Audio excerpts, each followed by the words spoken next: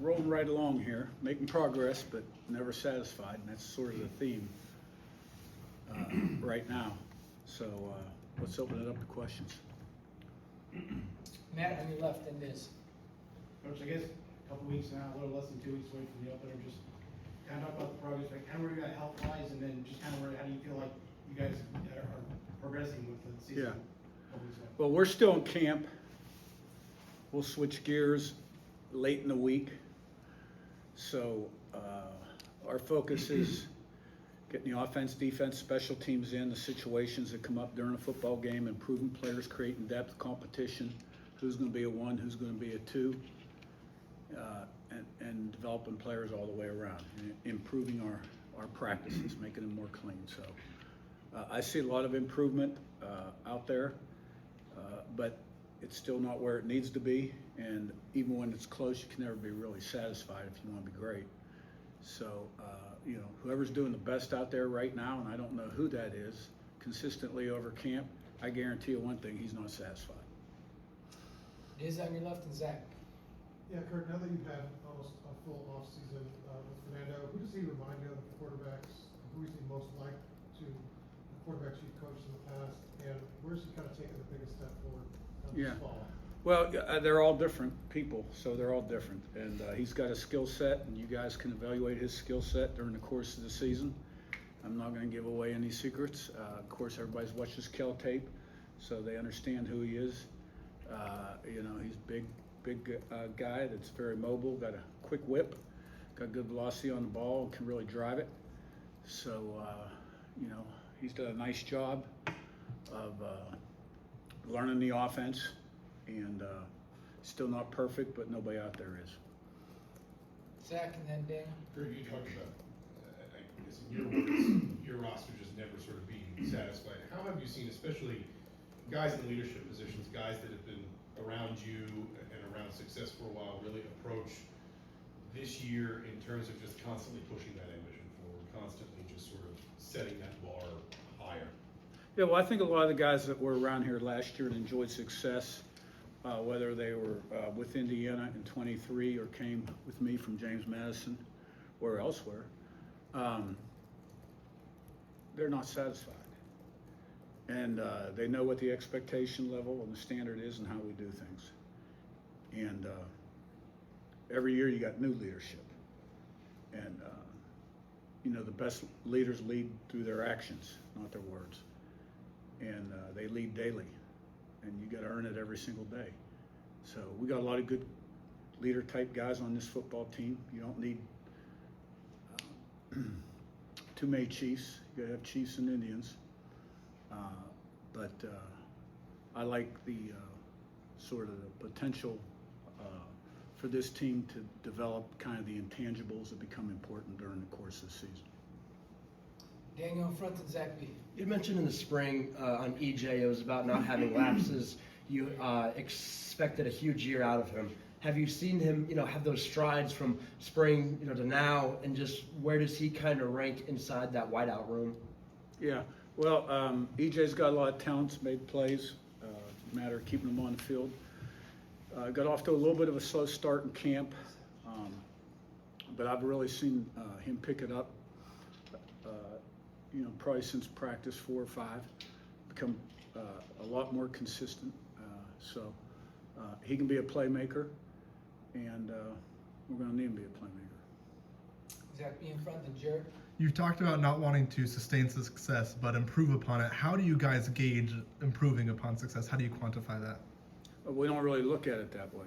We don't look at a body of work from last season and try every day to improve upon it. We try to improve upon our yesterday's practice, or the previous drill, today's prep, or the previous rep, right?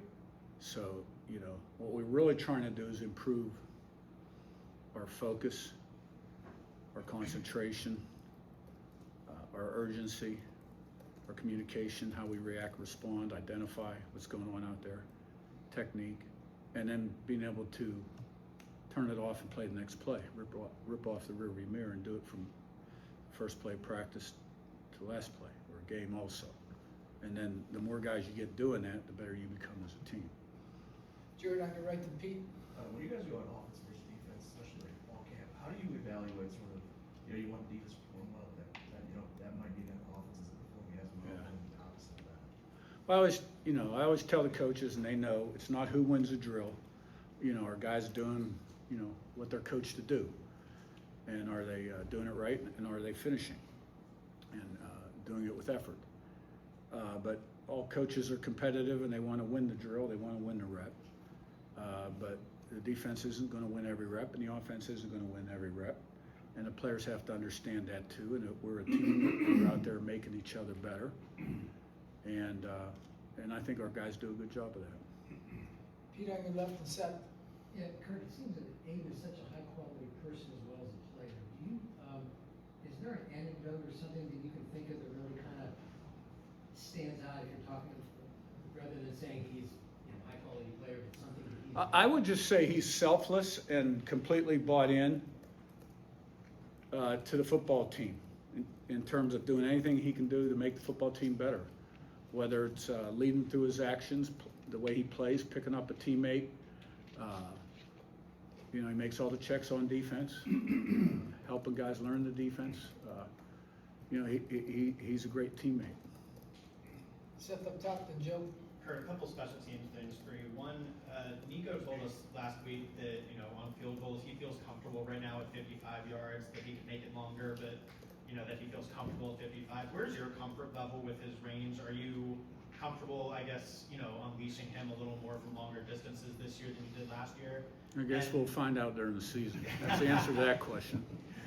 Yeah, and on punt return, Miles Price had a lot of big moments for you there last year. Have you, are you still kind of figuring out who's going to step up there, or who are you looking at in the punt return? Yeah, I got a lot of confidence in Nico.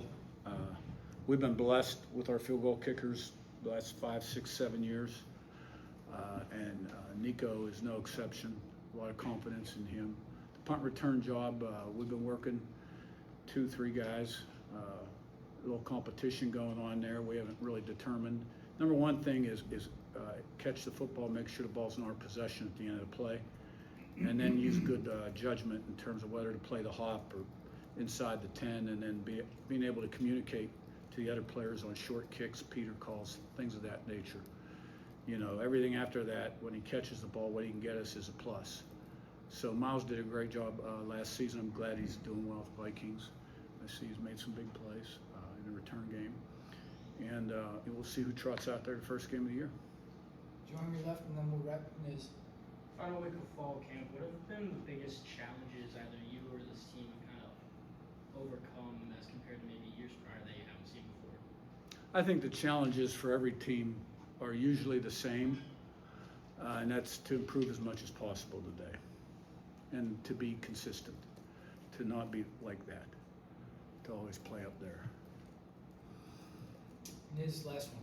Yeah, did your second scrimmage on Saturday, what kind of progress did you guys make, and any kind of standout moments or standout things you saw on film that kind of watched it? Yeah, second scrimmage is actually tomorrow. That's actually small. Good? Thanks, Niz. Thank you.